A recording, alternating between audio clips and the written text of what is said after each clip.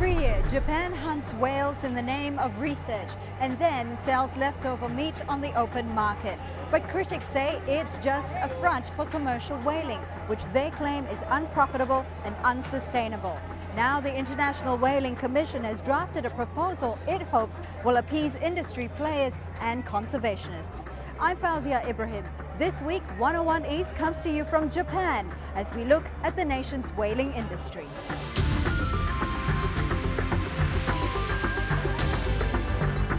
Japan claims hunting and eating whales is part of the nation's culture and identity. But opinion polls show many younger Japanese have never eaten whale meat and do not identify with the whaling culture. Kathy Hearn now reports on an industry that has long courted controversy and international anger.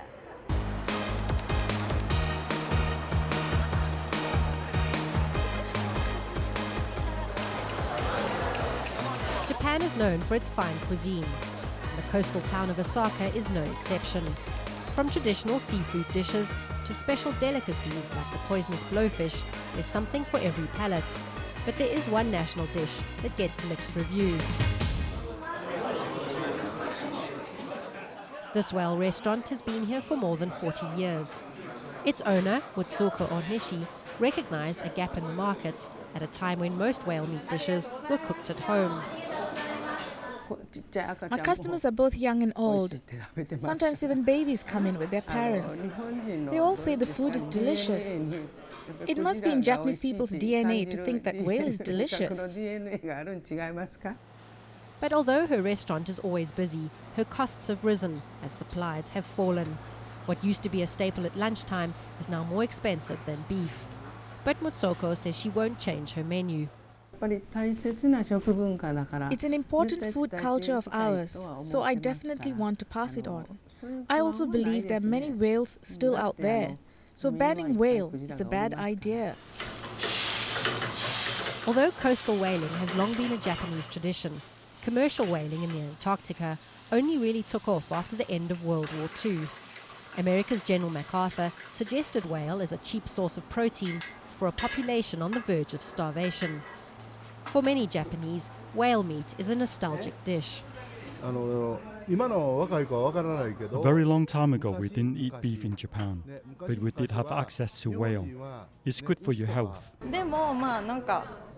I think whale is delicious, and if the whales are not endangered, then I don't think there is any problem to eat it. There are other countries who eat whale like the Eskimos in Alaska and Iceland. If it's okay for them to eat whale, why is it not okay for us? But overall, its popularity is falling.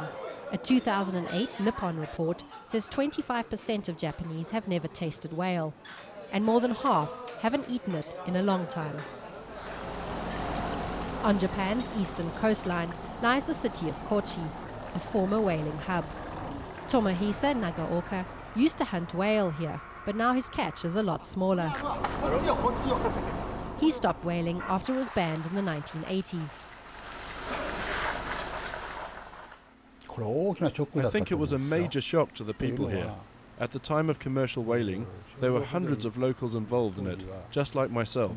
For that to disappear altogether was a tremendous loss for the entire village. His trips to the Antarctic often lasted 6 months. It was a tough job, not a fun job. As the harpoonist, I had to stand at the front of the boat, often in stormy weather. Sometimes huge waves knocked me over.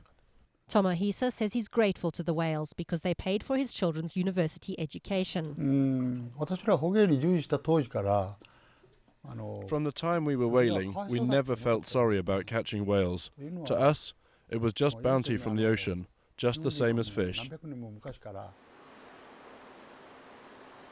I came to Japan for the first time when I was 22.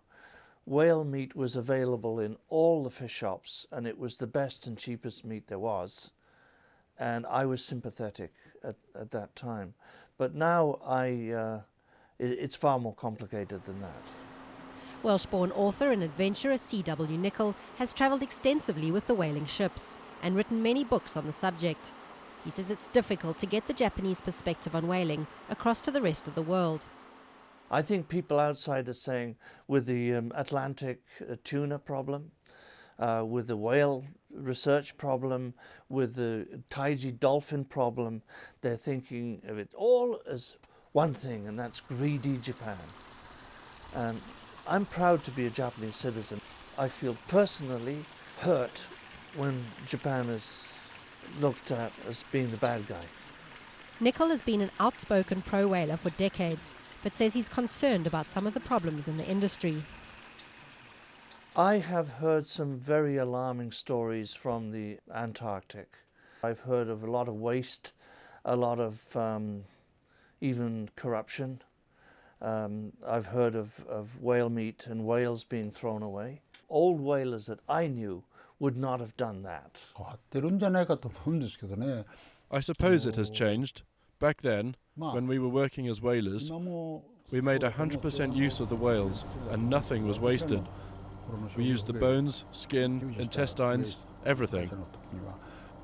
Tourism experts say there's more money to be made in watching whale and dolphins than there is in eating them. A theory borne out by Greenpeace figures that estimate 5,000 tons of whale meat is currently stockpiled due to falling demand. But the Whaling Association says these figures are inflated.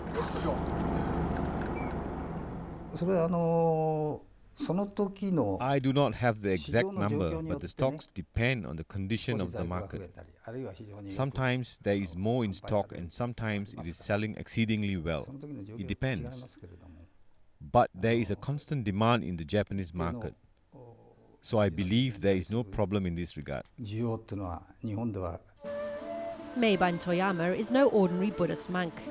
He eats meat, whale meat, and doesn't see anything wrong with it. I think it's impossible to bridge this difference in understanding between the West and Japan. As a monk, I believe taking an animal's life, if it sustains your own life, is not a killing. If we are against killing all animals, what will we eat? Space food? MEIBUN works at the Zeikoji Temple in Osaka. It's famous for its bridge made from whalebone. The first bones were given by fishermen expressing their gratitude for a good season. He says the industry pressure to revive whaling is not beneficial to Japan. I do believe that Japanese people have eaten whale for thousands of years, but to insist it's cultural is merely a political response.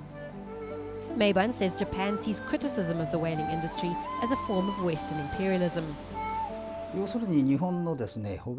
Japan wants to resume commercial whaling that can be scientifically proven to be sustainable and also harmless to the resources.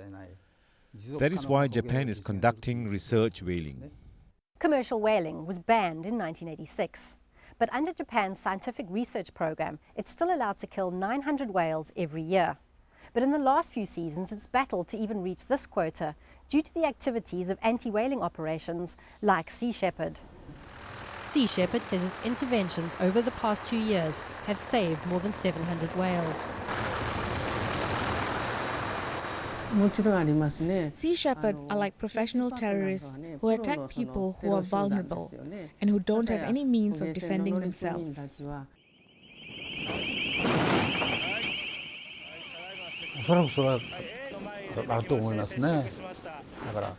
We don't understand what people like Sea Shepherd are thinking. Why do they do such things? Whalers' families are scared. Sea Shepherd have thrown chemicals at our whalers, and crew members have been injured in recent incidents. Criminal acts are taking place down here. Not only are they poaching whales, but they're assaulting us, they're damaging our property, they're threatening our lives. We think something should be done about it. These opposing parties will be meeting this month at the International Whaling Commission in Morocco. Talks are underway to discuss the lifting of the ban on commercial whaling.